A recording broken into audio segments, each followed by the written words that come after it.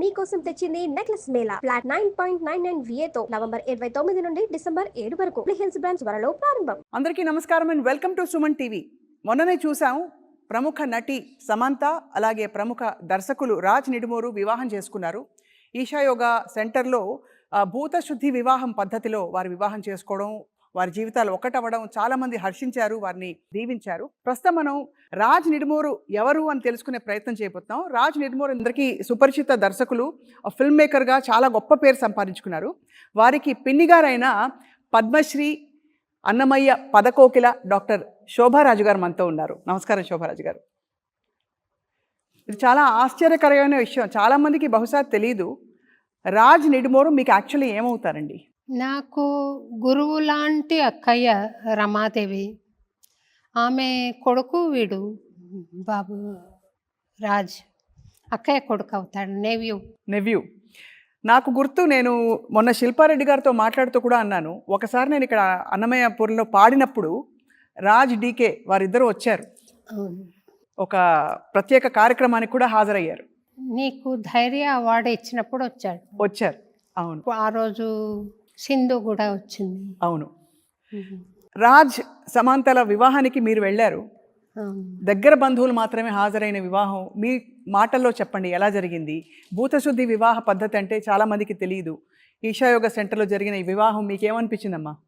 అది చాలా పాంపస్గా జరిగిన విషయం కాదమ్మా, కాకపోతే చాలా సెరైన్గా ఒక స్పిరిచువల్ అట్మాస్ఫియర్లో, డివైన్ అట్మాస్ఫియర్లో జరిగింది. నేను చాలా సంతోషపడ్డాను. చాలా చక్కగా అర్థవంతంగా జరిగింది. ఏమి మంచి అట్మాస్ఫియర్లో, ఆశ్రమంలో, ఒక స్వామి గైడెన్స్లో జరిగింది. వీరిద్దరి వివాహం గురించి విన్నప్పుడు మీరు ఆశ్చర్యపోయారా? మీకు ఆశ్చర్యం కలిగిందా వీరి వివాహం గురించి ముందు విన్నప్పుడు? నాకు ఏది ఆశ్చర్యం కలిగించని విషయం నీకు తెలుసు. అవును, తప్పకుండా రావాలి అని బాబు అక్క నాకు ఫోన్ చేసి పిలిచారు, నేను వెళ్ళాను. బాబు అంటే నాకు చాలా ఇష్టం. వాడు పసిపిల్లవాడుగా ఉన్నప్పుడే, నర్సరీలో ఉన్నప్పుడే ముద్దుగారే యశోద ఈ పాటలు నేర్చుకుని పాడేవాడు వాడు. తర్వాత మ్రోగింది వీణ అని సినిమా పాట ఒకటి ఉంది, అది వాడు నేను పాడగా విని వాడు నేర్చుకుని, వాడు చాలా చిన్న పిల్లవాడుగా కాలేజీలో పాడితే అందరూ, అంటే నర్సరీ స్కూల్ అన్నమాట, పాడితే వాళ్ళందరూ పెన్నమ్మ పేరు నిలబెట్టావు అని వాడిని కంగ్రాచులేట్ చేయడం, మా లెక్చరర్లు అందరూ నర్సరీ వాడిని.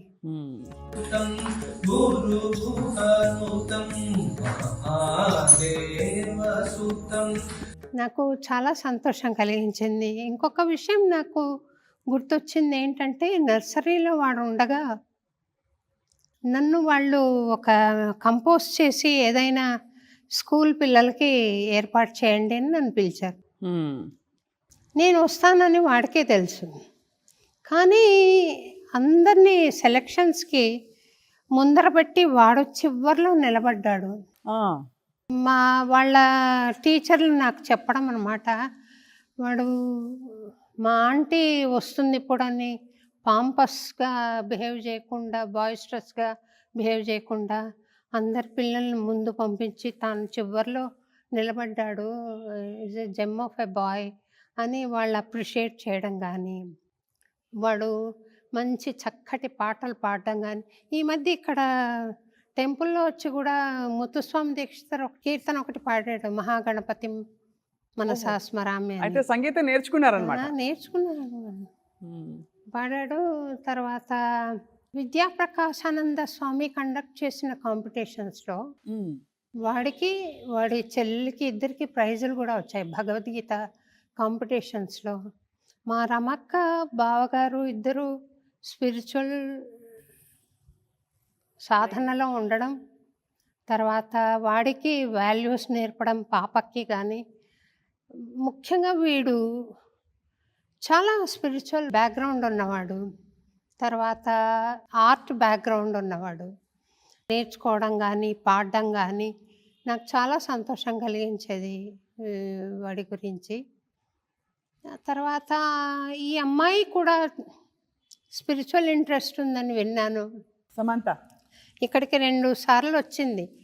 అప్పటికి ఇంకా ఇది ఫైనలైజ్ అవ్వాల. ఊరికే తను వచ్చింది. వచ్చి చాలా సన్నగా ఉంది. అమ్మాయి పక్కన కూర్చోవాలంటే నాకు సిగ్గేసింది.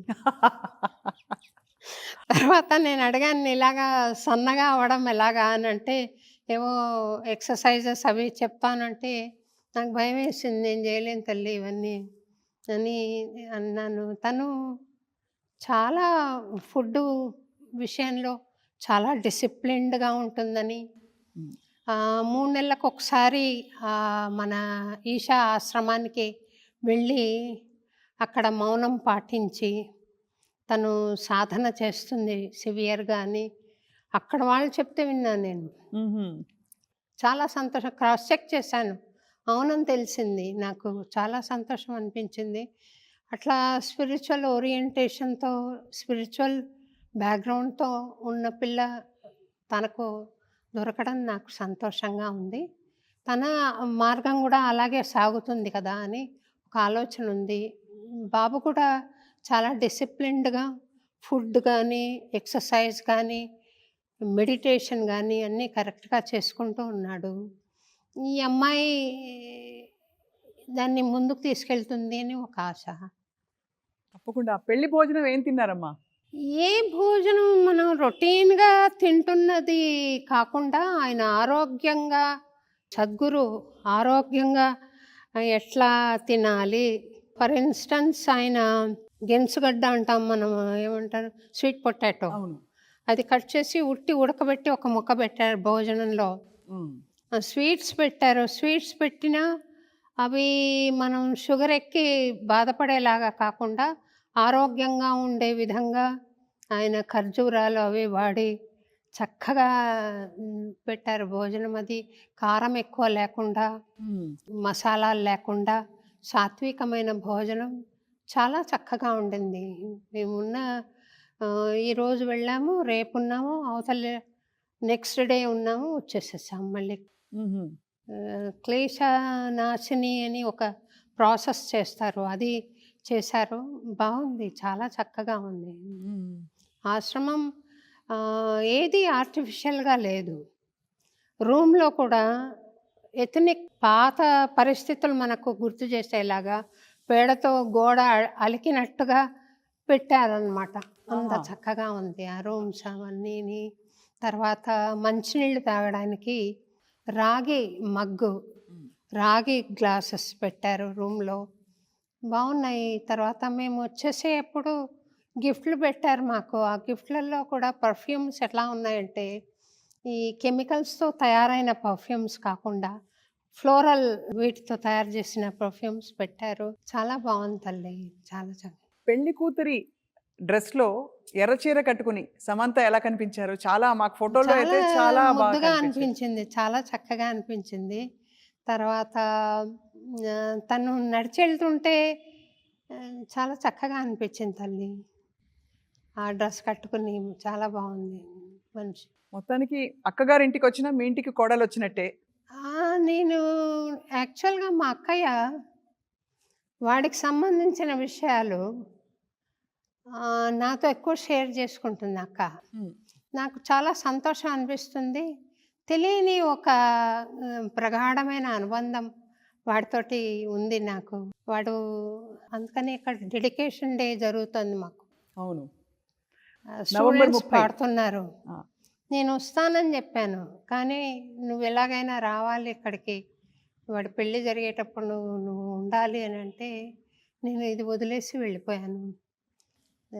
ఎప్పుడూ లేనిది మీరు అంటే ఎప్పుడు డెడికేషన్ డే నవంబర్ 30 అంటే అమ్మ ఇక్కడ ఉంటారు. ఈసారి మాత్రం పెళ్లి కోసం అక్కడికి వెళ్ళారు. శుభకార్యం జరిగింది శుభంగా. అమ్మ మీ ఆశీస్సులు ఏంటి రాజ్ గారికి, సమంత గారికి? వాళ్ళిద్దరూ ఆరోగ్యంగా, అమ్మాయి ఒక హెల్త్ గురించి ఛానల్ కూడా ఏదో రన్ చేస్తుంది, యోగా చేస్తుంది, మెడిటేషన్ చేస్తుంది. 3 గంటలు ఉండిపోతుంది ఒక్కోసారి మెడిటేషన్ అలా కూర్చుని. నాకే ఆశ్చర్యం కలుగుతుంది. నేను చాలా గంటలు కూర్చునేదాన్ని మెడిటేషన్లో. కపిల్ తీర్థంలో ఆళ్వార్ టెంపుల్ అప్పుడు అక్కడ చాలా గంటలు కూర్చునేదాన్ని. ఆ అమ్మాయి ఇప్పుడంత టైం దొరకదు. ఈ అన్నమయ్యపురం బాధ్యతలను నెత్తినేసుకున్న తర్వాత అదే పూజగా భావిస్తున్నాను నేను. మెడిటేషన్ తక్కువైంది. ఇది యాక్టివిటీ, ఈ సేవ ఎక్కువైంది. కానీ ఆ అమ్మాయి అంత బిజీ ఆర్టిస్ట్గా ఉండి ఫిలిమ్స్లో as a producer, as an actress అంత బిజీగా ఉండి కూడా ఇన్ని గంటలు చేస్తుంది అని అంటే చాలా సంతోషం అనిపించింది నాకు.